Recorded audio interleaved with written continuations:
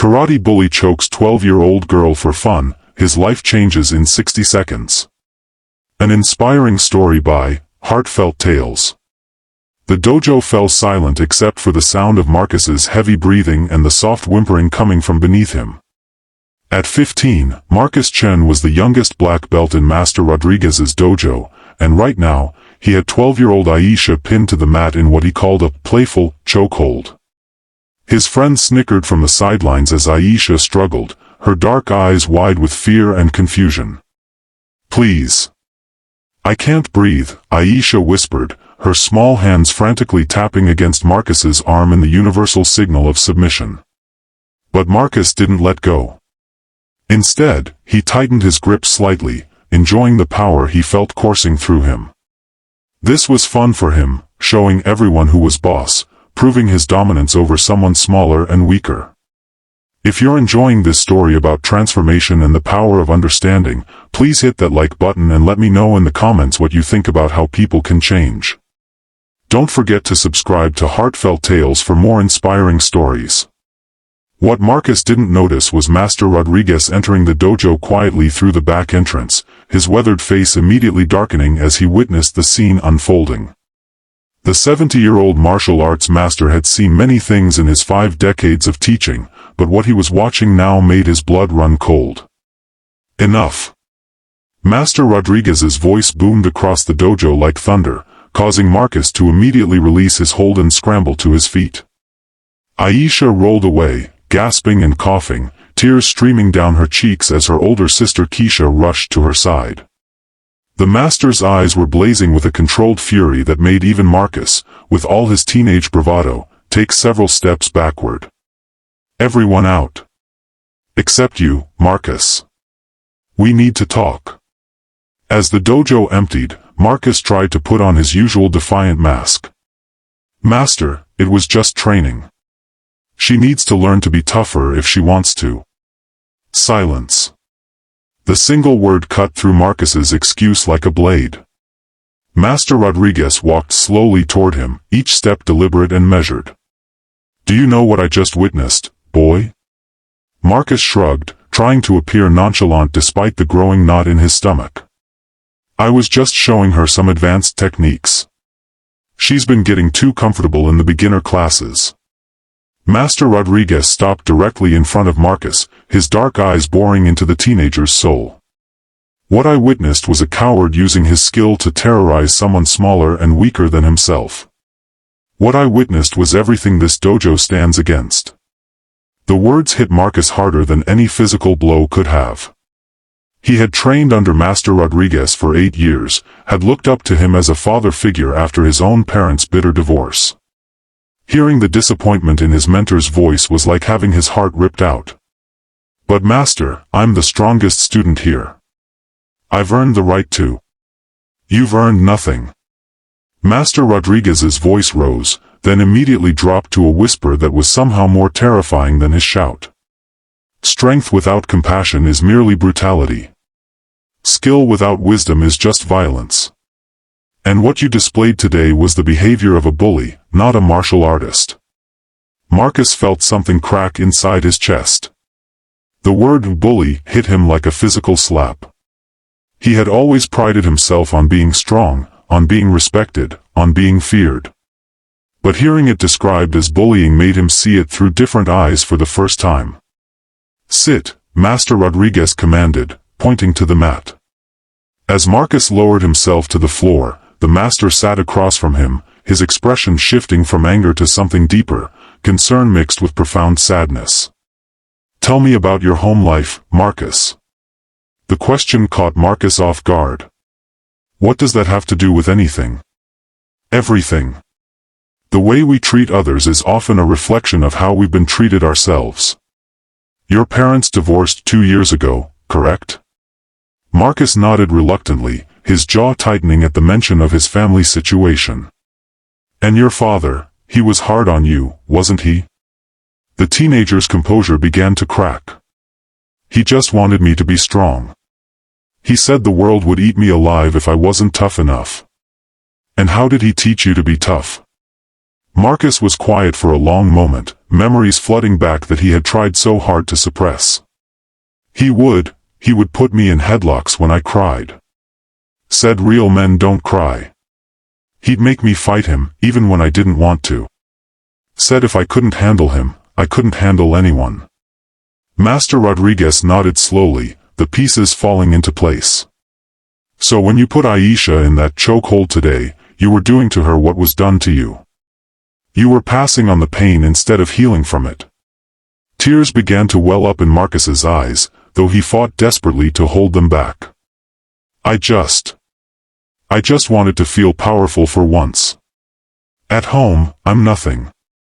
My dad barely acknowledges I exist now that he's got his new family. My mom works 3 jobs and is never around. Here was the only place I felt like I mattered. But you chose to matter through fear rather than respect. Do you understand the difference? Marcus wiped his eyes with the back of his hand. I thought they were the same thing. Fear is temporary and brittle. The moment someone stronger comes along, fear crumbles. But respect is built on trust, on protecting those who need protection, on lifting others up rather than tearing them down. The master stood and walked to a wall covered with photos of students throughout the decades. He pointed to one particular picture, a young woman in a graduation cap and gown, holding her black belt proudly. This is Maria Santos. She came to me 15 years ago as a frightened 8-year-old who was being bullied at school every day. She was small, quiet, and had no confidence whatsoever. Do you know what made her into the confident young woman you see in this picture? Marcus shook his head. It wasn't learning to fight back against her bullies. It was learning to defend others who were being bullied. The moment she stopped focusing on her own pain and started protecting other kids who were hurting, she found her true strength. She's now a pediatric nurse, still protecting those who need protection. Marcus stared at the photo, something shifting deep inside his understanding. So, strength is supposed to protect, not dominate? Now you're beginning to understand. Master Rodriguez returned to sit across from Marcus. A black belt isn't a license to intimidate others. It's a responsibility to protect them. The strongest person in the room should be the one making everyone else feel safe, not afraid. The teenager was quiet for several minutes, processing this revelation. Finally, he spoke in a voice barely above a whisper. I made Aisha afraid of coming here, didn't I? This was supposed to be her safe space, and I ruined it. Recognition is the first step toward redemption, Marcus. But recognition without action is meaningless. What are you going to do about it? Marcus looked up at his master, determination replacing the confusion in his eyes. I need to apologize to her. Really apologize, not just say sorry to avoid consequences. Good start. What else? I need to make sure she feels safe here again. Maybe I could help her with her training instead of intimidating her. Master Rodriguez smiled for the first time since entering the dojo. Better. Keep going. Marcus thought harder, his mind racing with possibilities. I could talk to the other students too. Make sure they understand that bullying isn't tolerated here. Set a better example. Excellent. And what about the pain inside you? The hurt from your father's treatment that you've been passing along to others? This question made Marcus pause. He had never really considered that his behavior was connected to his own pain. I guess I need help dealing with that too. Maybe talk to someone. I know a counselor who specializes in helping young people work through family trauma. Would you be willing to meet with her?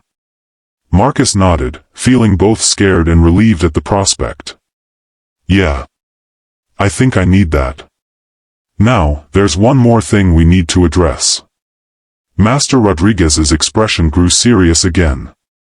What happened today cannot happen again. Ever. If I see you use your skills to intimidate or hurt someone weaker than you, you will lose your black belt immediately. Do you understand? Yes, Master. I understand. Good. Now, Aisha and her sister Keisha are probably still in the parking lot. Go apologize. And Marcus? Yes, Master. Remember that true strength is measured not by how much fear you can inspire, but by how much hope you can create. Marcus bowed deeply to his master, then walked toward the door with heavy but determined steps. In the parking lot, he found Aisha sitting in her sister's car, still shaken from the experience. His heart broke seeing the fear in her eyes when she spotted him approaching.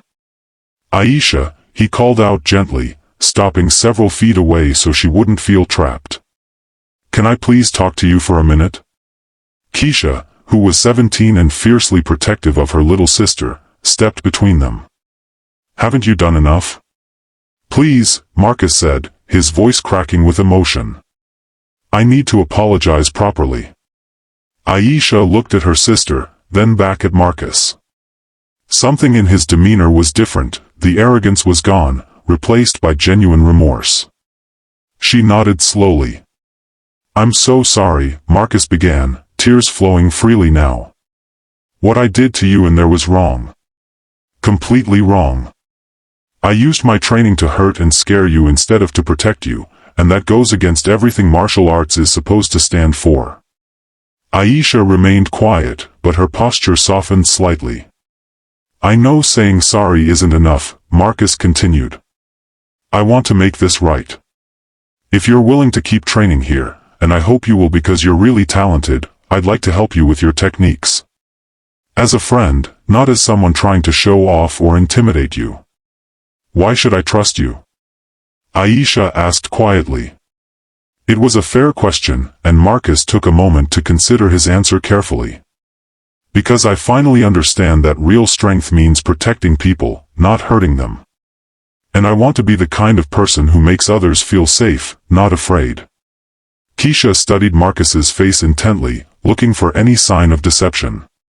What she saw instead was genuine remorse and a determination to change. If you ever hurt my sister again. I won't, Marcus said firmly. I promise you both, I won't. 3 months later, the same dojo hosted its quarterly tournament. Marcus stood at the edge of the mat, not as a competitor, but as a coach and protector. He watched proudly as Aisha executed a perfect kata routine, her confidence and skill having grown tremendously under his patient guidance. When she finished her routine to thunderous applause, Aisha ran over to Marcus with a huge grin on her face. Did you see that? I didn't miss a single move. You were incredible, Marcus said, beaming with pride. I'm so proud of how hard you've worked. Master Rodriguez approached them, placing a hand on Marcus's shoulder. How are the counseling sessions going? Really good, Marcus replied honestly. I'm learning a lot about myself and why I used to act the way I did. It's hard work, but it's worth it. The master nodded approvingly. And how does it feel to use your strength to lift others up instead of tearing them down? Marcus looked around the dojo at the younger students who now looked up to him with respect rather than fear, at Aisha who had become like a little sister to him, at the positive atmosphere he had helped create through his changed behavior. It feels like this is who I was always supposed to be, he said softly. As the tournament continued, Marcus noticed a new student sitting alone in the corner, a small boy who looked scared and overwhelmed. Without hesitation, Marcus walked over and knelt down beside him. Hey there, I'm Marcus. Is this your first time at a tournament? The boy nodded nervously. I remember my first tournament. I was terrified. Would you like me to explain what's happening and maybe introduce you to some of the other kids? The boy's face lit up with relief and gratitude. As Marcus spent the rest of the afternoon helping the new student feel welcome and included, Master Rodriguez watched from across the room with deep satisfaction. The angry, hurting boy who had walked into his dojo 8 years ago had finally become the man he was always meant to be. Sometimes the greatest victories aren't won on the mat through physical strength, but in the heart through the choice to transform pain into compassion, fear into hope, and power into protection. Thank you so much for watching this story of transformation on Heartfelt Tales. If this story touched your heart or made you think about the power of choosing compassion over cruelty, I'd love to hear your thoughts in the comments below. Have you ever witnessed someone transform from a bully into a protector? Or maybe you've experienced your own journey of growth and change. Share your stories with our community. Your words might be exactly what someone else needs to hear today. Don't forget to give this video a thumbs up if it inspired you, share it with someone who might need this message, and hit that subscribe button to join our family here at Heartfelt Tales. Ring the notification bell so you never miss our weekly stories of hope, transformation, and the incredible power of the human spirit to change for the better. Remember, we all have the choice every day to use our strength to lift others up rather than tear them down. Until next time, keep spreading kindness and keep believing in the power of change. This is Heartfelt Tales, where every story has the power to transform hearts.